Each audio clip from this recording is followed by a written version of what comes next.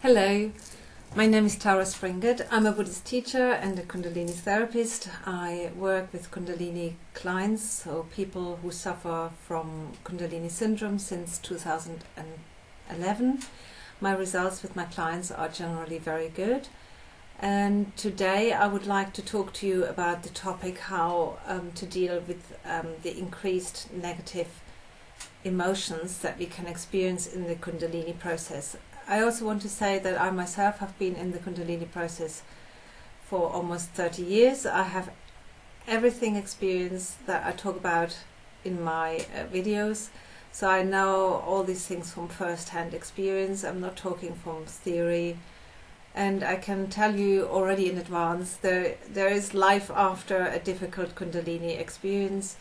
It is in principle a great gift that we can use to further our spiritual development, our wisdom, creativity, our ability to manifest our dreams. So there's a lot of good things in the Kundalini. But having very strong emotions might not be one of them, and that's why I want to talk to you about this in this video. So in my last video I already stressed the fact that we have to give up our resistance against negative emotions. We need to stop struggling against them and just accept them, and as part of the Kundalini challenge, and love ourselves with our negative emotions. So this is the very first advice that I want to give you here, that it is important to kind of be very kind, very compassionate towards ourselves. It is a little bit as if we ourselves are like our own best friends. It's like as if we give ourselves a big hug. Now that might sound a little bit corny, but it is really what we sometimes need in this Kundalini process, because it's not always easy to find other people who do that for us. And so when we send love to ourselves, it is important to accept ourselves with all our weaknesses, with our vulnerabilities, with all these kind of sometimes strange, strong emotions, which can be strong anger, strong anxieties, and also strong depression or feelings of fatigue and stuff like that. So it is a time in which we can and should practice self-compassion. One way of doing that is to envelop ourselves like with light, like that we imagine we are in a bubble of light that we put around us like a warm blanket, a blanket of love. So by the way, I'm talking, the things that I talk about in these videos are all in my book, Reaching Enlightenment Through the Path of Kundalini, and the link to the book is down here. And I will give here a short summary about the section where I talk about how we can deal with our strong emotions. So the first thing I've already said to you, which is absolutely decisive, there's no way how we can ever deal with these negative emotions without that self-love. The next step is to learn to see where in our body we hold the negative emotions. So negative emotions are never just in our mind. They are in some sort of interface between body and mind, in our energy body. And so they manifest in different parts of our body. So for example, some people feel anxiety and depression in their chest, or anxiety in their throat. It's like, ugh. Or a sense of stress in the neck, or a sense of depression in the eyes, or a anger in the jaw, or in the arms, and fear in the solar plexus, and anger in the lower body. Now everybody has their own pattern where and how they hold their negative emotions. So it is a little bit. It's important that you yourself find that out, where you hold your negative emotions. And what we do is you imagine that the emotion's like a tight flower bud, and then with the out breath, you open that flower bud. So for example, if you feel the anxiety here in your chest, you imagine there's a tight flower bud in your chest, and you just you open that up, and you just relax and release the negativity or the holding pattern of your negative emotions. Now this is not just a psychological exercise, it is really quite an advanced way of working with our energies. But I have noticed that some people who are on the spiritual path, they are quite averse to that. They don't want to work with this kind of lower psychological issues that they have. They think, oh, I should be further on the path than like this, or I don't need to work through my psychological issues. I've already done that. I had therapy 10 years ago. I've already done this. However, in my experience, and I'm not the only one who says that, you know, when we are in the Kundalini process, there's a lot of psychological material that comes up, and we need to attend to it. It's no good to say that's somehow beneath me, or I shouldn't be needing to do that. I've done this all before. You know, we have to kind of go and do it again, and this time thoroughly. And so if other people are involved in our negative emotions, so for example being angry at somebody, it is also very important that we are enveloping that other person with loving light, just like we've done with ourselves, and that we can say to that person, maybe, you know, I don't like what you've done, or what you've done has hurt me very much, but I stop trying to take revenge now, or I stop being angry at you, and I wish you to be happy and healed. And so in that way, you know,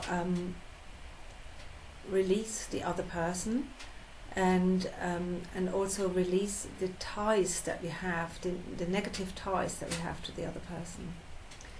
And so the more we can imagine all these things quite literally with light and balls of light, and with ties that we let go, the more tangible our results will be. It's quite good to make this visual. Another thing that we can do, particularly when we have like floods of tears, is to kind of sit very erect with our head very upright. We can just look up there, up into the a little bit upwards, and then if the tears come, we can just let them come.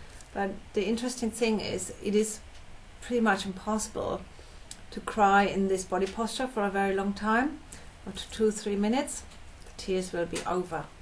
I've seen this so many times with clients. It's quite remarkable, and it can be very positive to know how, if we don't want to cry so much and we are kind of overwhelmed by tears, that we know there's some sort of switch that we can use to switch this off, and that's body posture.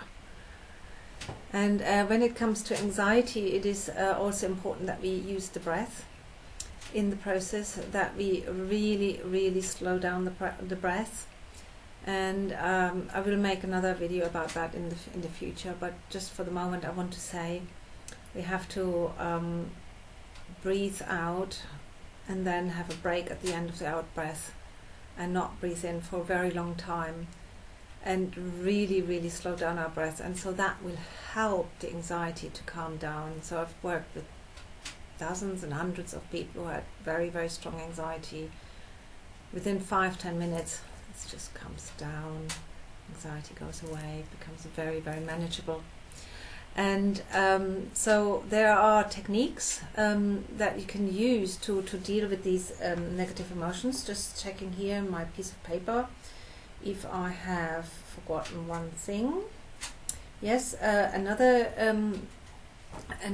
very good important point is that when we are really in the grip of strong emotions, that we can put our attention on our navel. And if we really fixate our focus there, it will help us to calm down. The navel has a kind of stabilizing, calming effect on our negative emotions. Another advice that I would like to give is that we should never act our negative emotions out, as it is maybe sometimes recommended in certain types of psychotherapy. For example, hitting pillows or shouting and screaming. So that is really quite counterproductive when we are in the Kundalini process, because even though we might find short-term relief from these practices, it will just aggravate our emotional sense of self. We will get worse, we get even more negative emotions, and the emotions will become stronger. So acting them out is a no-no.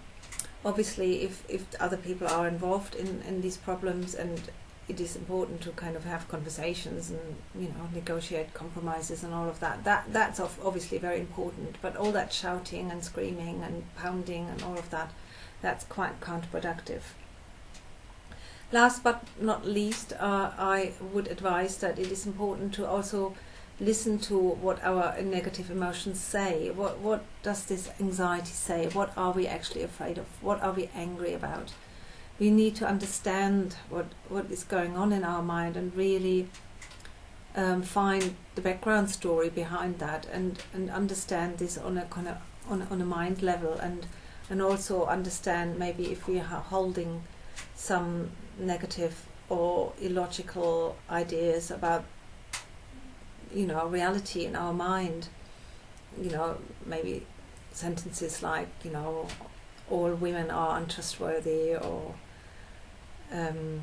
I will never succeed, stuff like that. So we need to recognize that and refute it, because obviously these are not correct statements. So I do understand that was a very short and very quick summary of how I work with my clients, and that maybe that's not always easy to put into practice, but at least theoretically you understand that there are techniques that they can be used to alleviate our negative emotions. And if you want to know more, here is the book that I've written about this topic, and you can also subscribe to my channel. The link is up there. You can have sessions with me. You can contact me via my website, and I hope you liked the video. Please give it a thumb up, share it with your friends, write me a comment. That would be very nice. Thank you for listening. Bye bye.